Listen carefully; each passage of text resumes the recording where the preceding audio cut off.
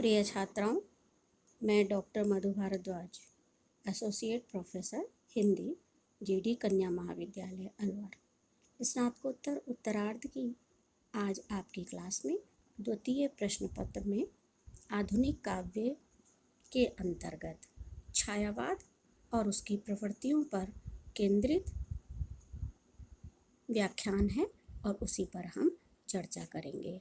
किंतु यह व्याख्यान का प्रथम भाग है, जिसमें हम छायावादी प्रवृत्तियों पर विचार करने से पूर्व छायावाद के शब्द, नामकरण, परिभाषा और स्वरूप पर चर्चा करेंगे और आगामी भाग में हम उसकी प्रवृत्तियों पर विस्तार से बात करेंगे, जिससे आपकी समस्त जिज्ञासाओं और शंकाओं का समाधान हो सके।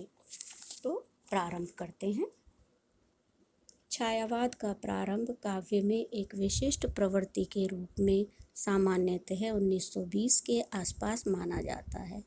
उस समय की पत्र पत्रिकाओं में यह नाम आने लगा था। इस विषय पर मुकुटधर पांडेय ने 1920 में श्री शारदा नाम की पत्रिका में 4 लेख प्रकाशित कराए थे। तब उन्होंने छायावाद शब्द का प्रयोग कुछ व्यंग्यात्मक रूप से छायावादी काव्य की अस्पष्टता के लिए किया था और इस शब्द का छाया अंश अंधेरा और प्रकाश का मिला जुला रूप का द्योतक था।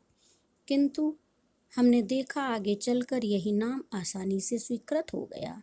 स्वयं छायावादी कवियों ने इसे बड़े प्रेम से स्वीकार किया। छायावाद नाम और काव्य में उसके स्वरूप निर्धारण के संबंध में यहाँ शुक्ल जी के विचारों को उद्धृत किया जाना हमें समीचीन प्रतीत होता है। वो कहते हैं, छायावाद शब्द का प्रयोग हमें 2 अर्थों में समझना चाहिए। एक तो रहस्यवाद के अर्थ में, जहाँ उसका संबंध काव्य वस्तु से होता है, अर्थात जहाँ कवि उस अनंत और अज्ञात प्रियतम को आलंबन बनाकर अत्यंत चित्रमयी भाषा में प्रेम की अनेक प्रकार से व्यंजना करता है। रहस्यवाद के अंतर्गत रचनाएं पहुँचे हुए पुराने संतों या साधकों की उस वाणी के अनुकरण पर होती हैं, जो तुरीयावस्था या समाधि दशा में नाना रूपकों के रूप में उपलब्ध आध्यात्मिक ज्ञान का भी आभास देती हैं। इस रूपात्मक आभास को यूरोप में छाया यानी फंटास्मेटा कहते थे। इसी से बंगाल में ब्रह्म समाज के बीच उक्त वाणी के अनुकरण पर जो आध्यात्मिक गीत या भजन बनते थे, उसे छायावाद कहा जाने लगा।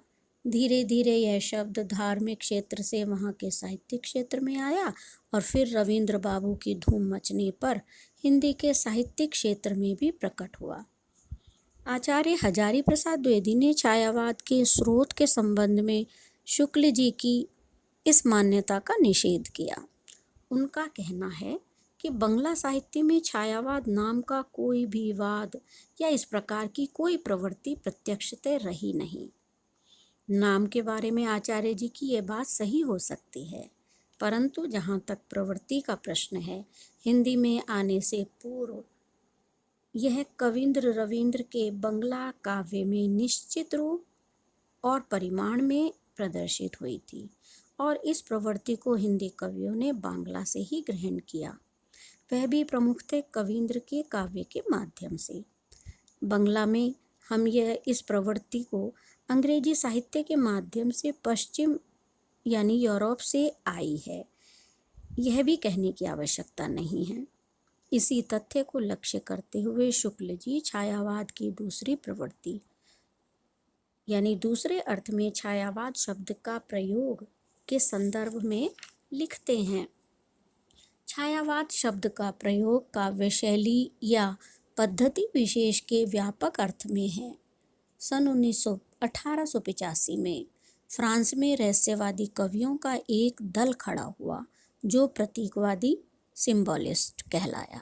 वे अपनी रचनाओं में प्रस्तुत के स्थान पर अधिकतर अप्रस्तुत प्रतीकों को लेकर चलते थे।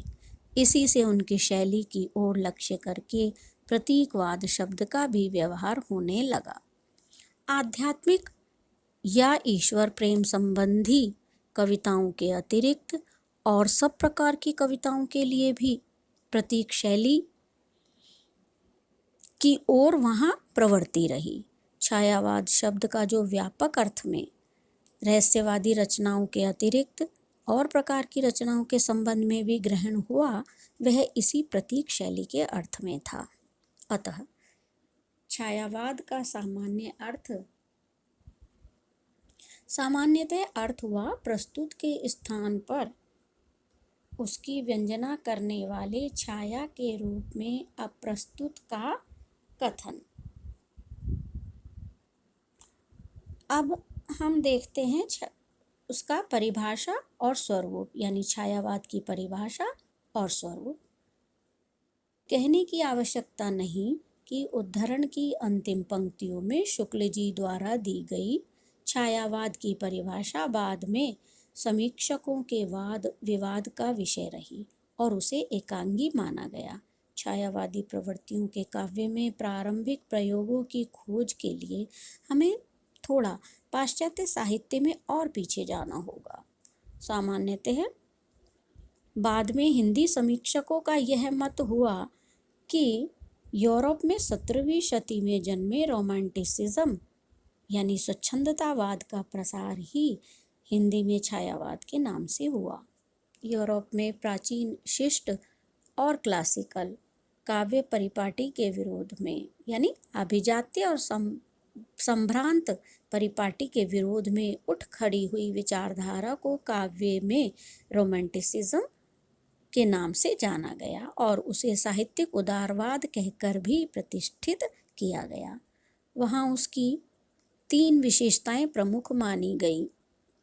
पहली है गहरा तथा आध्यात्मिक स्तर का प्रकृति प्रेम, दूसरी है एक व्यापक तथा उदार मानवतावाद में विश्वास, तीसरी है काव्य की मुक्त और स्वच्छंद अभिव्यक्ति प्रणाली। यूरोप में इस परंपरा के प्रतिनिधि कवियों में वर्ड्सवर्थ, शैली, कीट्स, बायरन, काउपर आदि की गिनती होती है। छायावाद की कविता से राष्ट्रीय जागरण का भी हमें पर्याप्त आभास मिलता है। इसी राष्ट्रीय जागरण के फलस्वरूप संपूर्ण भारत में रोमांटिक काव्य की लहर दौड़ गई। उसी का अंग हिंदी का छायावाद भी है। छायावाद में सार्वभौम और शाश्वत तत्व भी हमें दिखाई पड़ते हैं। हिंदी के छायावादी कवियों में प्रसाद, पंत, जयशंकर प्रसाद, सुमित्रानंदन पंत, सूर्यकांत त्रिपाठी निराला और महादेवी वर्मा को यूरोपीय रोमांटिसिज्म से प्रभावित माना गया। यह बात और है कि पंत में यह प्रवृत्ति शेष तीनों की तुलना में कुछ अधिक रही। निराला की जूही की कली, प्रसाद की कानन कुसुम, पंत की पल्लव जैसी नव्य काव्य चेतना से संयुक्त कविताएं 1920 के आसपास प्रकाशित हो गई थी, किंतु छायावाद की प्रौढ़तम रचना कामायनी का प्रकाशन 1935 में हुआ। इसी प्रकार 1920 से 1935 तक की कालावधि में रचित काव्य को जिस नाम से अभिहित किया गया उसे ही छायावाद कहा गया। छायावादी कवित्री महादेवी वर्मा ने छायावाद का मूल सर्वात्मवाद में माना है। गुलाब राय के मत में छायावाद और रहस्यवाद दोनों ही मानव और प्रकृति को एक आध्यात्मिक आधार बनाकर एकात्मवाद की पुष्टि करते हैं। डॉक्टर रामकुमार वर्मा ने रहस्यवाद और छायावाद में कोई अंतर नहीं माना। इस विषय में उनका कथन है, आत्मा और परमात्मा का गुप्त वाग्विलास रहस्यवाद है और वही छायावाद है। किसी दूसरे स्थान पर वो कहते हैं, परमात्मा की छाया आत्मा में पड़ने लगती है और आत्मा की छाया परमात्मा में, यही छायावाद है। अब हम छायावाद के संदर्भ में विभिन्न विद्वान आलोचकों के मत के बारे में विचार करेंगे। छायावाद के संदर्भ में आचार्य नंद दुलारे वाजपेयी का मत है, मानव अथवा प्रकृति के सूक्ष्म किंतु व्यक्त सौंदर्य में आध्यात्मिक छाया का भान मेरे विचार से छायावाद की एक सर्वमान्य व्याख्या हो सकती है। छायावाद की विशेषता दो रूपों में दिखाई पड़ती है, एक सूक्ष्म और काल्पनिक अनुभूति के प्रकाश में और दूसरी लाक्षणिक और प्रतीकात्मक शब्दों के प्रयोग में। इन सब मतों से यह स्पष्ट विदित होता है कि कोई विद्वान छायावाद के किसी एक पक्ष पर तो कोई दूसरे पक्ष पर बल देता है, किंतु सभी विद्वान आलोचक छायावाद में रहस्यानुभूति को स्वीकार करते हैं। इस तरह कुल मिलाकर छायावाद की अधिकांश प्रवृत्तियों का उद्घाटन हो जाता है।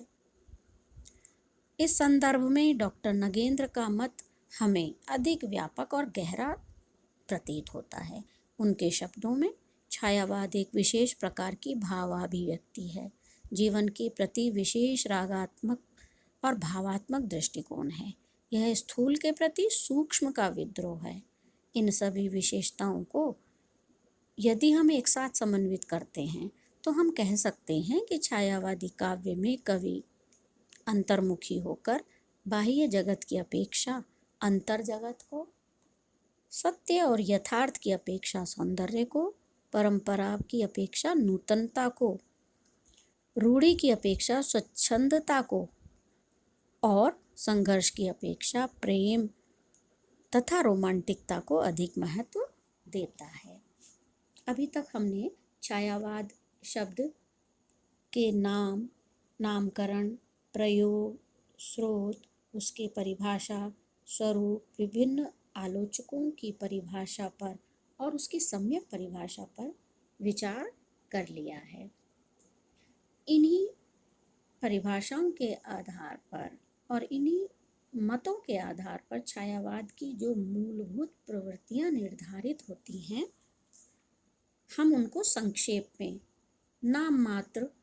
नामोल्लेख मात्र के रूप में उन पर यहाँ चर्चा कर रहे हैं। हम बता चुके हैं कि इस पर विस्तार से चर्चा हम अपने आगामी व्याख्यान में करेंगे। समग्र छायावादी काव्य का विश्लेषण करने के उपरांत उसकी निम्नांकित प्रवृत्तियाँ प्रकाश में आ जाती हैं, जिन्हें दो प्रमुख वर्गों में विभाजित किया जा सकता है।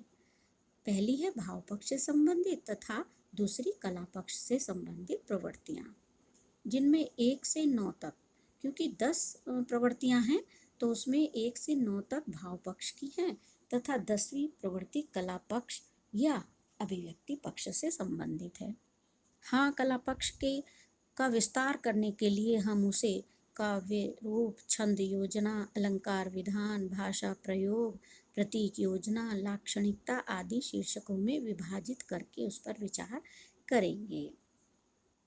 और भाव पक्ष से संबंधित जो 9 प्रवृत्तियां हैं वो इस प्रकार हैं। पहली है नंबर 1 पर वैयक्तिकता, 2 सौंदर्य भावना, 3 श्रृंगार भावना, 4 प्रकृति प्रेम, 5 वेदना और कारुण्य का प्रभाव, 6 अदृष्ट शक्ति के प्रति आकर्षण, 7 नारी विषयक नवीन दृष्टिकोण, 8 नवीन जीवन दर्शन और अंतिम है 9 नंबर पर पलायनवादी प्रवृत्ति। तो अनुभूति के अनुरूप, क्योंकि पहली कविता से बहुत भिन्न इसमें अभिव्यक्ति है, तो इस कारण से अभिव्यक्ति की शैली में तो आमूलचूल क्रांति सी छायावादी कवियों ने उपस्थित कर दी है। जैसे लाक्षणिकता है, प्रतीकात्मकता है, मानवीकरण है। तो आज के व्याख्यान में हम इतनी ही चर्चा करेंगे। अगला व्याख्यान जो हमारा विभिन्न प्रवृत्तियों पर केंद्रित होगा, उसकी प्रतीक्षा में आज के लिए इतना ही। धन्यवाद।